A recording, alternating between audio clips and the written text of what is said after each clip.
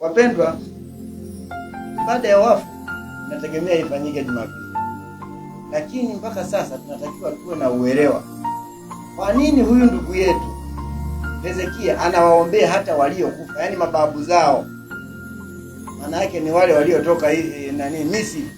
Waisraeli waliotoka Misri ndio wanachukuliwa kama mababu kwenye Biblia, kwenda kule Yerusalemu ambayo ndio ilikuwa Kanaani.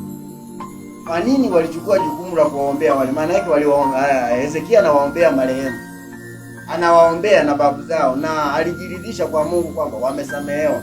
Maana Mungu alitoa majibu kwamba hawa watu wamesamehewa.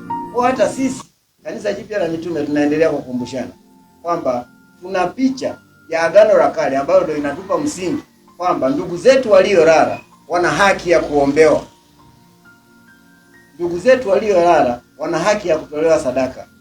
Ndugu zetu waliolala wana haki ya kupata ushirika mtakatifu.